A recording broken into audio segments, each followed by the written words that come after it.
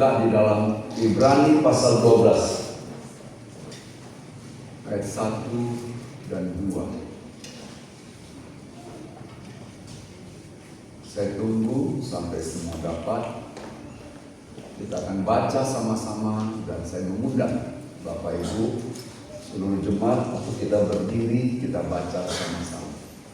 Baca ya, berbagai orang yang membaca. Dalam hitungan ketiga. 1, 2, 3.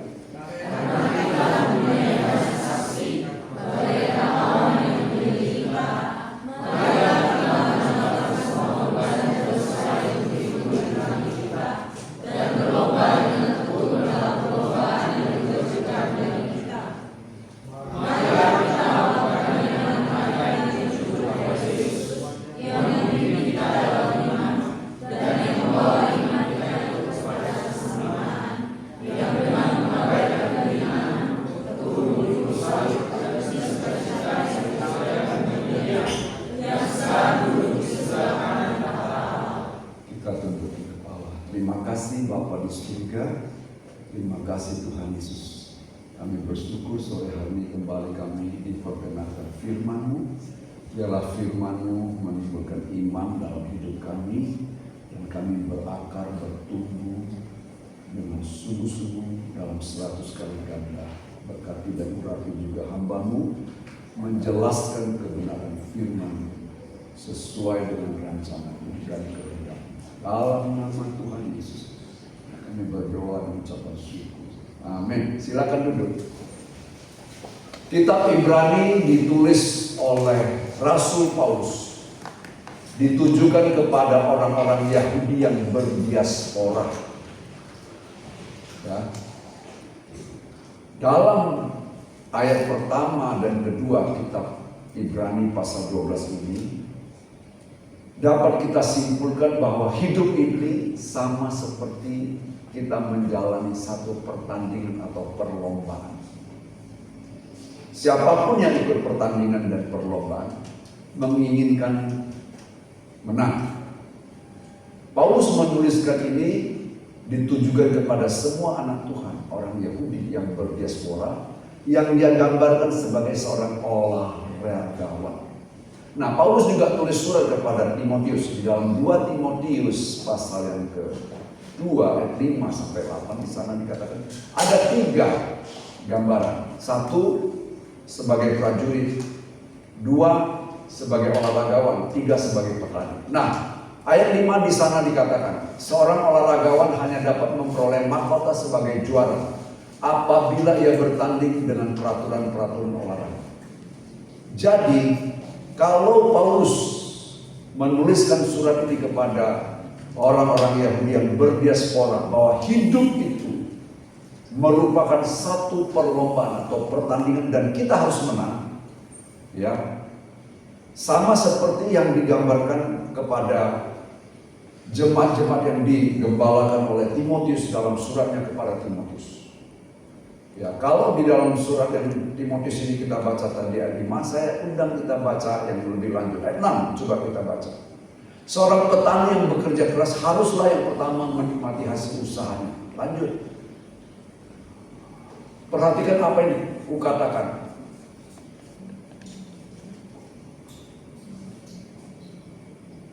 Tadi ayat 6 ya. Ya cukup sampai sana. Nah, kalau dikatakan bahwa seorang petani ya, akan memperoleh hasil dan dia layak pertama makan, kita sedang berbicara tentang hasil yang diperoleh oleh seorang penabur dalam perumpamaan yang Yesus sampaikan baik di dalam Matius pasal 13 maupun di dalam Lukas pasal yang ke-8. Lukas pasal 8 ayat 15 di sana dikatakan, tanah yang baik adalah yang ditabur di hati yang baik dan menghasilkan ya, 100 kali ganda dalam perkebunan. Ya, di sana ada kata mendengar, menyimpan, dan mengeluarkan buah dalam perkebunan. Jadi sama halnya seorang petani, gambarannya dengan seorang olahragawan yang akan memperoleh apabila dia dengan tekun. Saya memperhatikan bagaimana olahragawan Indonesia yang terkenal yang bernama Rudi Hartono, maestro bulu tangkis. Begitu tekunya dia belajar, begitu tekunya dia berolahraga dan berlatih. Tiada hari tanpa latihan. Sampai dia boleh memegang maestro bulu tangkis dunia selama 8 tahun. Gak gampang Bapak Ibu. Iya.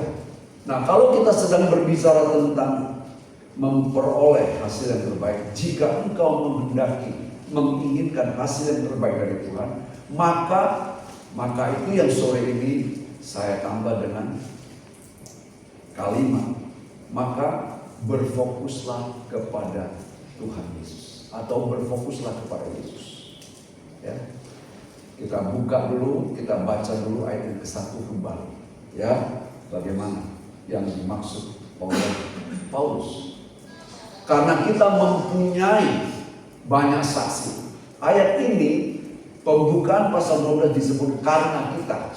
Itu kaitannya dengan pasal 11. Pasal 11 ada banyak deretan pahlawan iman yang ditulis oleh Paulus. Ya, cukup banyak, mulai daripada yang pertama, ya, Kain, mulai yang pertama Habel, ya, sampai terus ada deretan daripada pahlawan-pahlawan iman. Dan kalau kita perhatikan dengan seksama, ternyata pahlawan-pahlawan iman ini adalah keluar sebagai pemenang, mendapatkan anugerah Tuhan, mendapatkan perkenanan Tuhan. Kok mungkin ya? Kok bisa ya? Nah, kalau mereka bisa, artinya kita juga bisa. Ya. Mereka tidak pernah menduga kalau mereka diizinkan seperti Daniel diizinkan masuk ke gua singa dan dia bisa keluar sebagai pemenang. Dan akhirnya Raja Nebukadnezar harus mengakui Allahnya Daniel, Allah yang mengatas segala Allah di alam semesta ini. Itu dia. Nah, dengan demikian, kalau mereka dapat berhasil, dapat memperoleh perkenanan Tuhan, dapat memperoleh hal yang terbaik dari Tuhan, maka kita juga dapat. Bahkan di dalam Ibrani pasal 11, coba kita baca ayat 39 dan 40 sebelum masuk pasal 12. Ini sangat luar biasa. Dan mereka semua siapa? Deretan daripada pahlawan tidak memperoleh apa yang dijanjikan itu, sekalipun iman mereka telah memberikan kepada mereka suatu kesaksian yang baik. Sebab Allah telah menyediakan sesuatu yang lebih baik bagi kita, tanpa mereka tidak dapat sampai pada kesempurnaan. Nah, minggu lalu kita berbicara tentang kalau menginginkan yang terbaik, Tuhan sudah memberikan janji. Di mana letak janjinya? Kita buka ulang di dalam 2 Petrus pasal yang pertama ayat 3 dan 4. Karena kuasa ilahinya telah menganugerahkan kepada kita segala sesuatu yang berguna untuk hidup yang saleh oleh pengenalan kita akan Dia. Telah menganugerahkan. Pegang itu. Kuasanya telah menganugerahkan kepada kita. Kuasa ilahinya telah menganugerahkan kepada kita. Yang kedua, di ayat yang keempat. Dengan jalan itu Ia telah menganugerahkan kepada kita janji-janji yang berharga dan yang sangat besar. Jadi Allah telah memberikan janji-janjinya kepada Abraham. Dia katakan, aku akan menjadikan kau bapa segala bangsa. Ya, Dia menjanjikan untuk memberikan tanah yang saat ini diduduki atau menjadi negara Israel. Itu merupakan janji Allah. Ya. Apakah Allah berjanji mampu? Ya, saya masih teringat. Apakah Allah berjanji itu mampu? Coba kita baca satu ayat dulu. Ya, Ulangan pasal 6 ayat 23. Kita akan lihat. Tetapi kita di bawahnya, yaitu huruf besar dibawa oleh Allah, keluar dari sana itu Mesir. Supaya kita dapat di bawahnya, dibawa oleh Allah, masuk untuk memberikan kepada kita negeri yang telah dijanjikannya dengan sumpah kepada nenek moyang kita. Ini dia janjinya. Ya, jadi untuk kita menang dalam perlombaan, karena hidup ini bagaikan pertandingan dan perlombaan, maka kita harus diminta oleh Paulus untuk berfokus kepada Yesus Kristus. Kenapa? Karena Dia adalah perintis iman kita dan membawa iman kita kepada kesempurnaan. Saya ingin sampaikan satu kisah dari seorang pelari kelas dunia dari Afrika Timur, negara Kenya. Pelari ini sudah legendaris, sudah terkenal. Sudah, ya kalau dikatakan legendaris berarti terkenal. Dalam suatu peristiwa di dalam Olimpiade tahun 68 di Meksiko, dia dikirim oleh negaranya untuk memenangkan pertandingan. Sekali lagi saya catat, dia adalah pelari legendaris. Dia dikirim ke sana, dia ikuti pertandingan di Meksiko pada tahun 1968. Saya masih umur 10 tahun. Dari mana saya tahu? Dari hamba Tuhan, seorang hamba Tuhan yang pernah sampaikan firman Tuhan di sini. Kemudian saya search di Google, siapa yang dimaksud? Akhirnya saya ketemu. Ya, dikatakan begini, dalam perlombaan 10.000 meter atau 10 km, dia lari. Wah, dia menang. Bukan, dia lari. Akhirnya dia mendahului dari semua lawannya.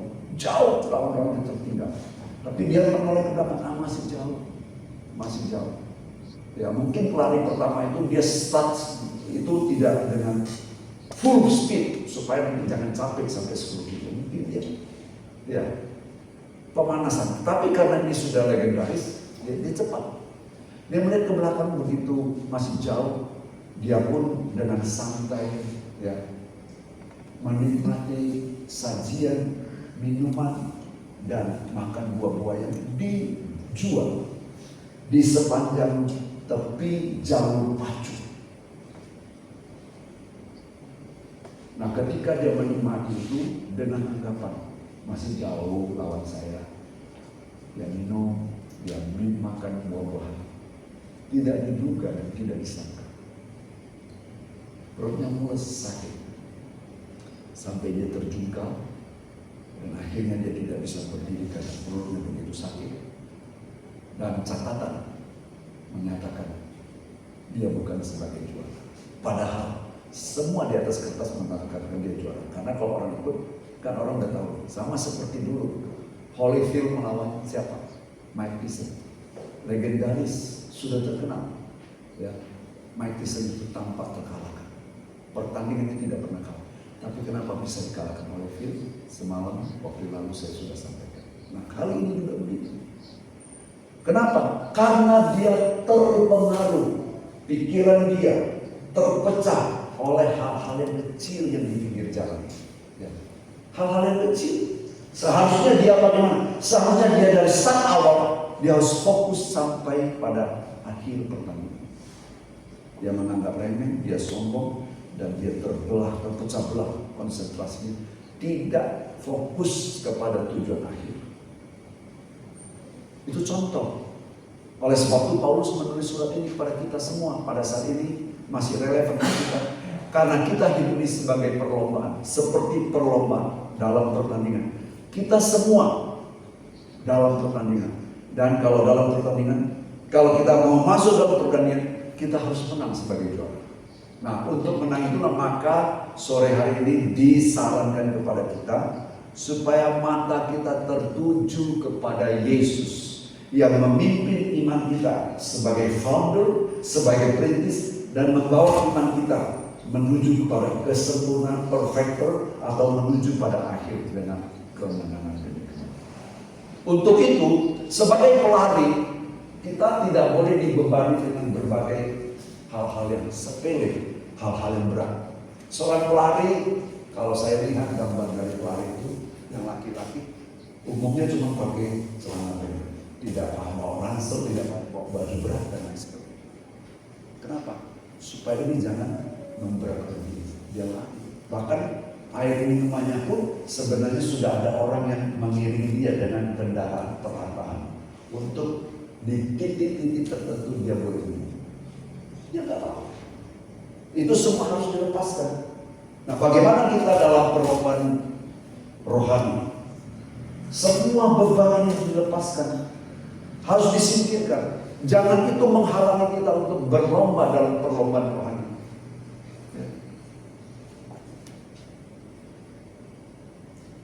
Kalau kita terpanggil untuk sungguh-sungguh menyenangkan Tuhan, maka kita harus fokus. Bagaimana caranya? Mungkin Bapak Ibu tidak terpanggil untuk berdiri seperti saya di mimbar, tapi semua orang terpanggil untuk menyenangkan Tuhan yang Bapak Ibu yakini sebagai juru selamat. Bagaimana caranya menyenangkan Tuhan? Mungkin kalau Bapak Ibu mau supaya Tuhan disenangkan, mari datang bersekutu dengan Dia. Kapan bersekutu? Mungkin pagi hari. Kapan saja pagi. Apa yang menghalangi kita datang pagi hari? Wah, banyak. Salah satu yang menghalangi kita bisa bangun pagi itu berdoa adalah kalau kita tidak mengatur jam tidur. Kita tidur terlalu malam, bangun pagi susah. Nah, jam waktu itu adalah waktu dalam kendali kita. Bisa nggak kita kendalikan? Semua ada dalam kendali kita. Kalau hati kita tertuju bagaimana kita mau menyenangkan Tuhan, kendali ini ada dalam pikiran kita, dalam perkataan kita, dalam tingkah laku kita, maka kita otomatis pasti mau berusaha untuk memberikan yang terbaik, menyenangkan Tuhan. Contohnya kita menata waktu hidup kita, waktu tidur kita. Ya.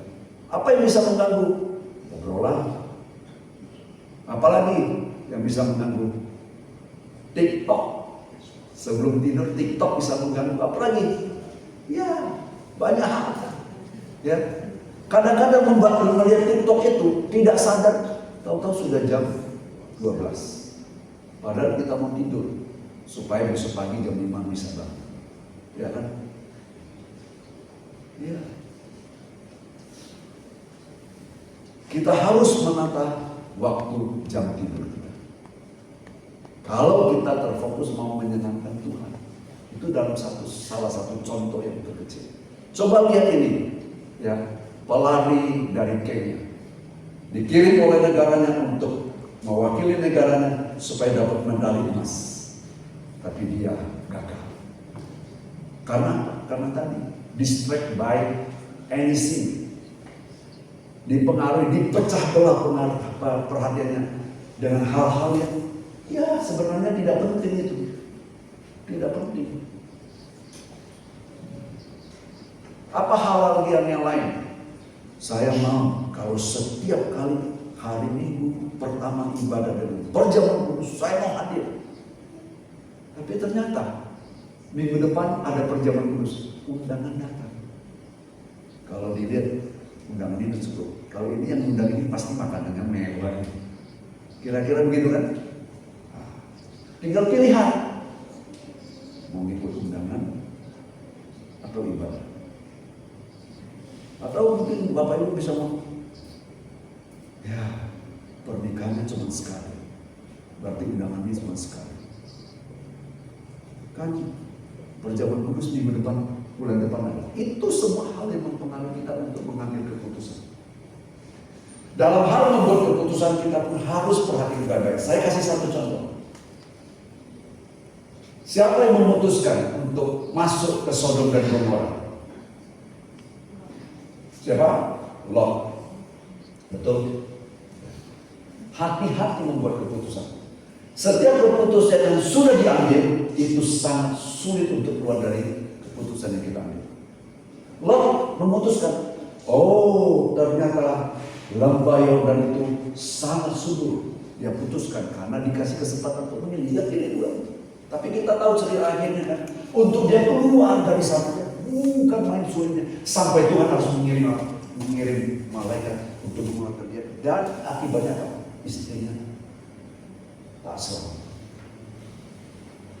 Bagi yang muda-muda untuk mengambil keputusan aku menikah dengan seseorang itu juga sangat penting diperhatikan. Berdoa banyak-banyak dan tangis. Sekali kamu mengambil keputusan untuk nikah dengan seseorang yang tidak seiman dengan kamu, jangan engkau berkata, aku nanti bisa memenangkan dia. Anda yang kalah. Banyak hal contoh itu sudah terjadi dalam kehidupan yang kita lihat banyak. Ingat ya, jangan karena kecantikan Anda memilih keputusan yang merugikan. Jangan kegantengan dan karena kemapanan semua. Di dalam Tuhan kalau kita mau sungguh-sungguh, walaupun kita start dari nol, kan tadi kata dialah yang membawa iman kita dari nol, tapi sampai pada kesempurnaan. Tuhan yang sempurna. Walaupun Anda Ya, misalkan nikah dengan seseorang yang pas-pasan saja, tapi Anda hidup dengan sungguh-sungguh di hadapan Tuhan. Tuhan mampu membawa Anda sama seperti bangsa Israel. 430 tahun mereka hidup dalam perbudakan, tidak ada apa-apa. Tapi Tuhan sudah menjanjikan satu negeri yang penuh dengan susu dan madu. Tuhan mampu kalau kita mau. Tapi banyak yang gagal, banyak yang gagal. Oleh sebab itu sore hari ini kita mau melihat satu contoh, yaitu pribadi daripada Yosua. Kita tadi sudah mengambil contoh sekarang, yaitu pada tahun 68 ada atlet yang gagal. Tapi kita mau melihat bagaimana supaya tidak gagal. Firman Tuhan oleh Paulus katakan supaya mata kita tertuju kepada Yesus yang membawa iman kita kepada kesempurnaan. Dengan demikian dalam pertandingan ini kita harus sisihkan hal-hal yang tidak penting. Firman Tuhan katakan dosa yang begitu mengikat. Ya. Mungkin kalau saya katakan nonton drakor dosa, mungkin Bapak Ibu,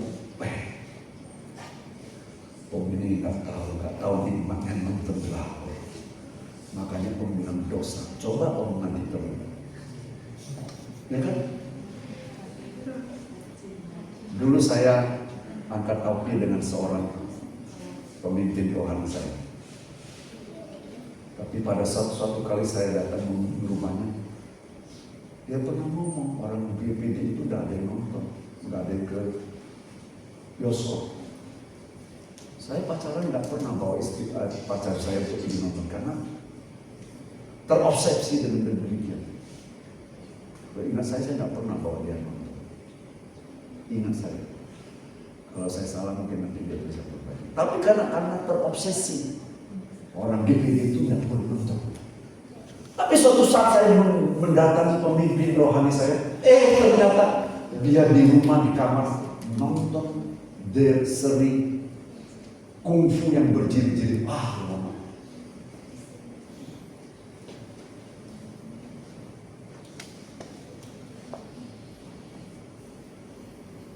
Sebab itu firman Tuhan katakan begitu banyak saksi bagaikan awan yang melihat kita, yang melihat kita, yang melihat iman perjalanan kita. Kita harus lepaskan itu. Kalau hal-hal itu memberatkan kita, mengakibatkan kita terpecah konsentrasi, lepaskan itu demi kita bisa menuju pada satu fokus, yaitu Yesus Kristus. Ya, sebelum saya bawa ke Yosua, saya satu contoh lagi. Kita semua tahu ya bahwa Petrus berjalan di atas air. Semua tahu, sudah terbaca. Tapi kenapa dia jatuh ketika dia tidak fokus kepada Yesus? Waktu dia dengar suara Tuhan, jika engkau Tuhan, suruh aku berjalan denganmu. Yesus kata, oke, silakan, mari. Berarti dia dengar firman, timbul iman. Dia berani tinggalkan zona nyaman, yaitu kapal yang tempat pijakan dia. Dia berani turun dekat dari kapal, berjalan. Memang tidak disebutkan jalan berapa meter, tapi jelas dia berjalan. Tapi manakala dia melihat pandangan dunia, apa pandangan dunia? Pandangan dunia mengatakan, tak mungkinlah manusia yang berat jenisnya lebih daripada air bisa berjalan di atas air. Tak mungkinlah bisa sembuh. Semua penyakit ini belum ada yang sembuh. Itu adalah pandangan dunia. Tak mungkinlah saya bisa survive. Ini masa COVID. Tadi pagi saya ngomong, ada satu keluarga. Ketika tahun 2019 dia diberhentikan oleh bosnya. Dia datang kepada saya. Setelah ngomong sama saya sebentar, langsung ngomong sama ibu gembala. Bagaimana Bu? Kondisi saya Bu? Saya mau dipindahkan ke ujung batu. Pikiran saya, perasaan saya itu mengatakan sebenarnya bos mau berhentikan saya. Suruh saya pindah ke ujung batu, tidak naik gaji, saya harus pisah dari istri saya. Itu kan sama seperti saya mau di PHK, supaya saya tidak terima uang pesangon. Bagaimana dalam kondisi seperti ini? Tidak ada apa, cuma ada satu tanda. Saya sudah coba untuk Gojek, nggak mencukupi. Bahkan istri saya minta supaya istrinya diantar pulang tinggal sama orang tuanya dulu. Saya kalau antar itu saya khawatir nanti dipengaruhi oleh orang tuanya dan latar belakang dia. Kami bisa jadi pisah. Gimana jalan keluarnya? Terus ibu gembala ngomong sama dia, kamu pernah nggak coba? Coba ini dilakukan. Dan sekarang tahun 2019 sampai tahun 2025 awal ini berapa tahun? Hitung coba berapa tahun? 5 tahun. Masuk tahun ke-6. Betul? 6 tahun. Kalau kita kerja sama orang 6 tahun berapa kali naik gaji? Tapi dia dengan modal seperti apa yang disampaikan, dengan tekun dia lakukan. Tahu nggak Bapak Ibu? Sekarang bisa beli mobil, rumahnya besar, diperlebar. Mau tahu siapa orangnya? Datang temui sama saya, kalau nggak percaya nanti langsung dialog sama saya. Dulu juga ada satu keluarga juga, saya diberhentikan bagaimana rasa-rasa berat anak saya di semua pada masa pendidikan. Saya bilang gajimu berapa yang diberi bonus itu? Maju aja jangan tahu, kamu pasti akan merasa. Sekarang rumahnya cukup besar seperti satu komplek. Ya, siapa orangnya? Kalau Bapak Ibu mau tahu, tanya sama saya, nanti saya kasih tahu. Dan boleh datang jauh sama saya. Ini fakta, bukan cerita yang saya buat. Selama pengembalaan saya melihat, saya perhatikan satu demi satu jemaat. Saya perhatikan semua. Saya nggak banyak ngomong, kita selalu berdoa.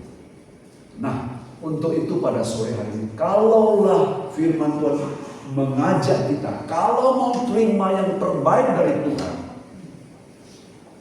ya, selain daripada kemarin kita sudah sampaikan, maka hari ini kita lanjutkan. Jika Anda menginginkan yang terbaik dari Tuhan, berfokuslah kepada Tuhan Yesus. Amin. Katakan pada dirimu, berfokuslah pada Tuhan Yesus. Aku menginginkan yang terbaik dari Tuhan, maka aku harus berfokus kepada Tuhan. Coba ngomong kepada diri sendiri.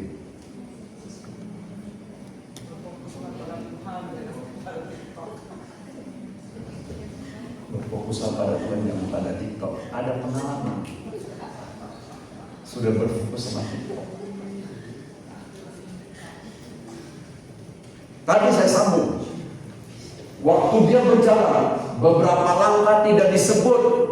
Berapa langkah, berapa tapak tidak disebut. Kalau sekarang saya ajak Bapak Ibu berpikir dalam kegelapan,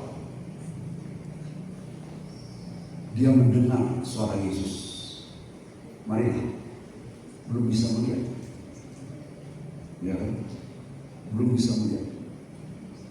Terdekat, belum bisa lihat. Kira-kira ada nggak 5 meter jarak Yesus dengan dia? Suara bisa dengar, tapi tidak bisa lihat di kemalangan. Kira-kira ada 5 meter nggak? Mungkin 10 meter juga sudah bisa dengar ya. Misalkan Pak Tari dan Ibu, saya ngomong gitu. Tidak nampak, materialistik. Saya ngomong bisa dengar dalam jarak berapa? Mungkin jarak 30 meter juga. Tapi karena ini ada percikan gelombang dan sebagainya, kita anggap aja 10 meter. Oke? 10 meter.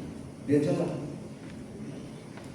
Tapi ketika dia bisa melihat gelombang itu begitu menerpa dia, sikon dunia, pandangan dunia, pendapat dunia, pendapat di luar kita, semuanya menjadi bahan pertimbangan kita, maka kita akan terpecah fokus kita ketika kita memikirkan janji. Tuhan berjanji dengan firman, kita fokus terpecah karena apa? Semua masalah-masalah pandangan ini bagaikan infiltrasi yang masuk dalam pikiran. Itu sebabnya akhirnya Petrus jatuh, tapi Tuhan tahu. Yesus tahu sesegera itu. Yesus lebih cepat daripada gaya gravitasi bumi. Langsung bertolak. Itu Tuhan kita. Tuhan kita. kita yang betul-betul dahsyat. Nah, sekarang kita melihat satu contoh lagi, yaitu siapa? Yosua. Yosua katakan, Allah katakan, Yosua, hamba Musa sudah mati.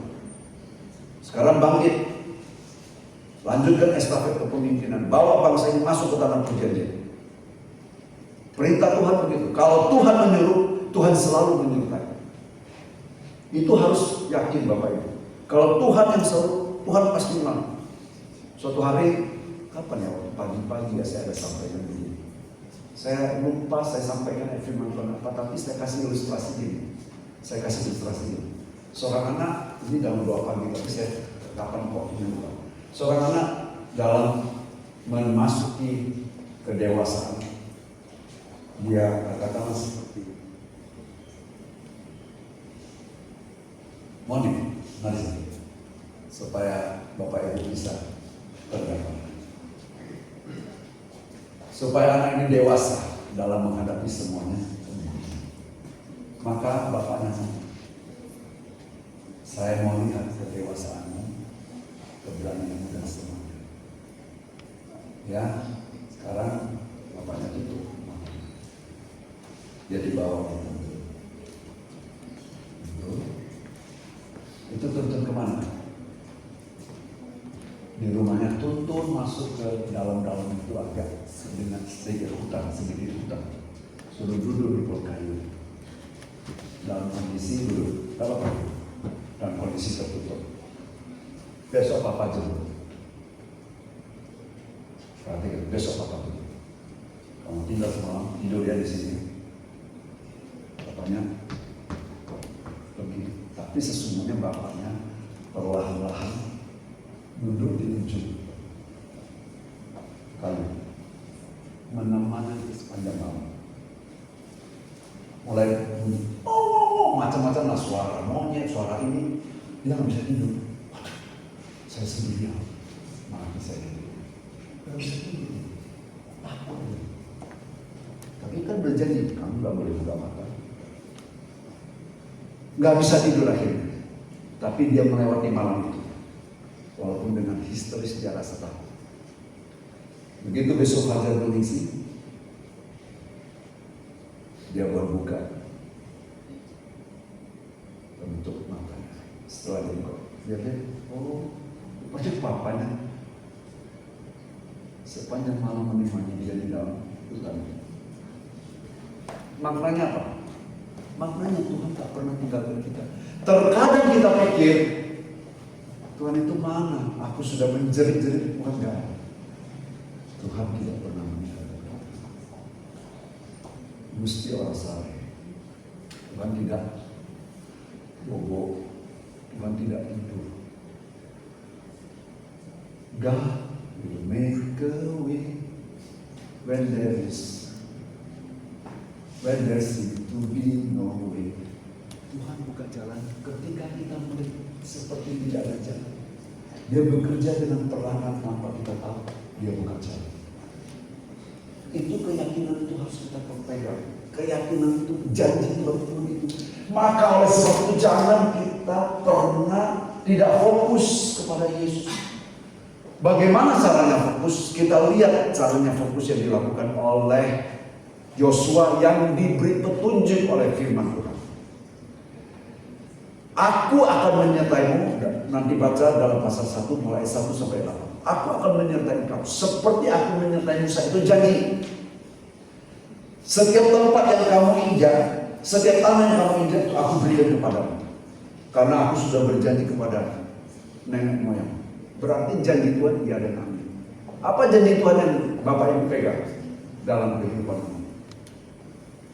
Jangan hendaknya kau khawatir. Ya. Apa yang kamu khawatirkan, apa yang kamu cari itu juga sudah dicari oleh bangsa-bangsa lain. Tapi Bapakmu tahu yang terbaik itu janji Tuhan. Apalagi janji Tuhan? Oleh bilur-bilurnya kamu telah disembuhkan, itu janji Tuhan. Apalagi janji Tuhan? Bagi yang ikut doa pagi, Amsal 4 ayat 20 sampai 22. Hai anakku, perhatikanlah perkataanku.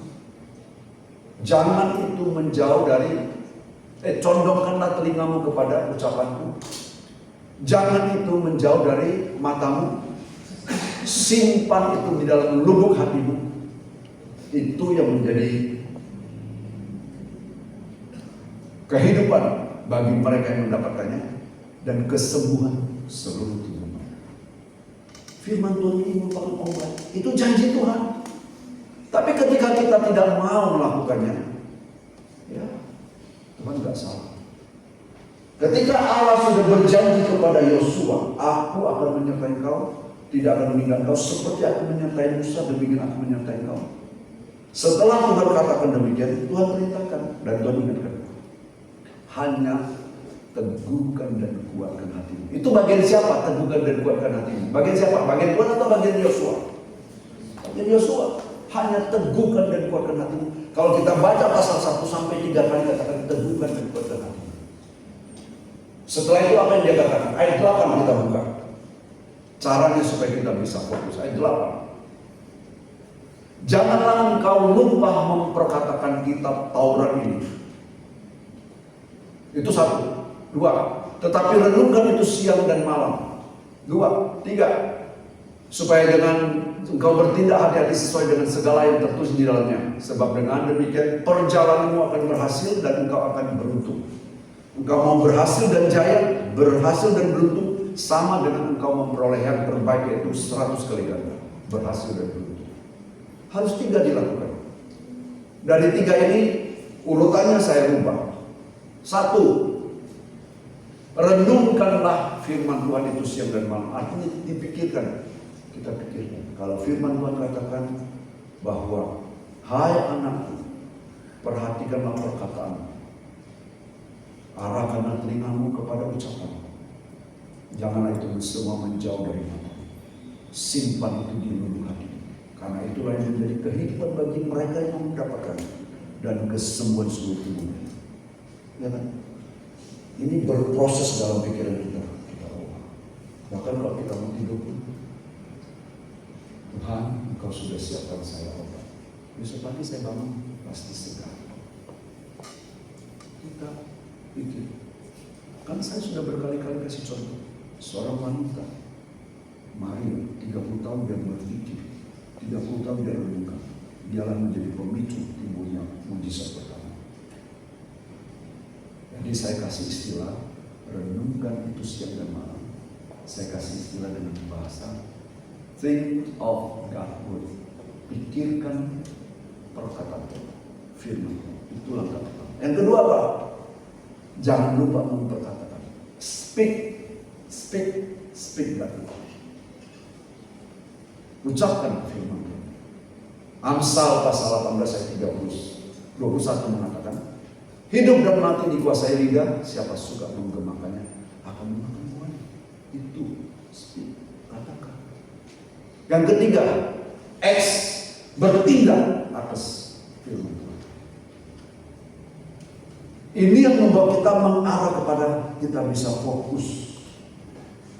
Nah, kalau mereka akhirnya berhasil masuk ke tanah perjanjian, dipimpin oleh Yosua. Yosua akhir zaman siapa? Yesus. Yosua dalam bahasa aslinya Ibrani Jehoshua.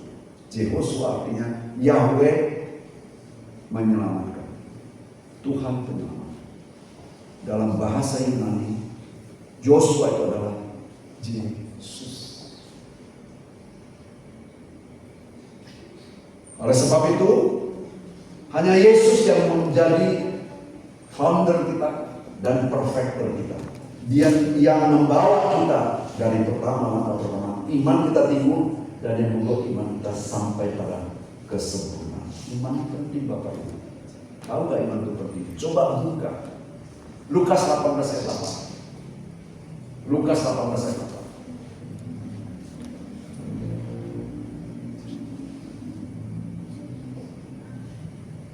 Ayat 8. Salah satu baca, siapa yang mau baca silakan. 1, 2, 3. Aku berkata kepadamu, dia akan segera membenarkan mereka. Akan tetapi, jika anak manusia manusia itu datang, adakah dia mendapati iman yang diikuti, iman di bumi, Apa yang dicari Tuhan? iman. Iman. Bagaimana supaya iman kita sempurna?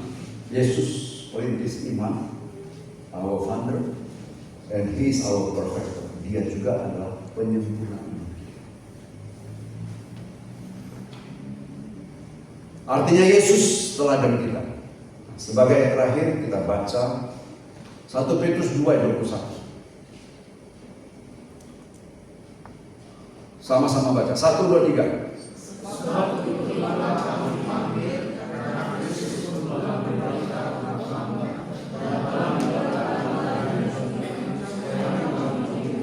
Yesus telah meninggalkan apa?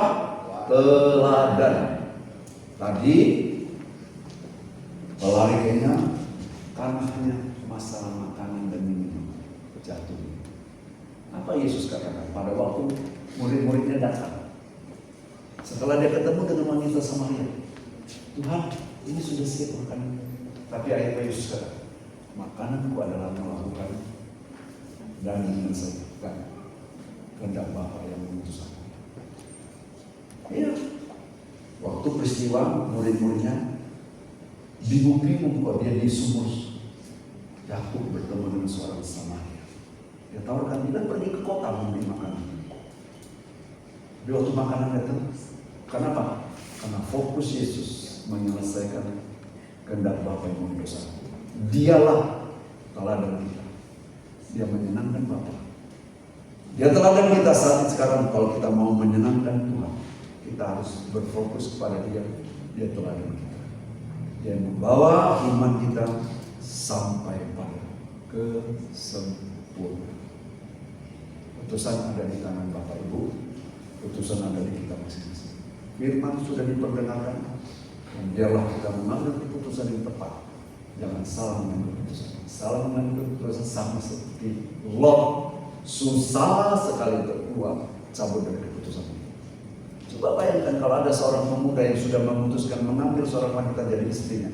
Lain kali saya bisa memenangkan dia. Ternyata nggak bisa. Seumur hidup rumah tangga bukan surga, tapi rumah tangga menjadi neraka. Kiranya Tuhan memberkati.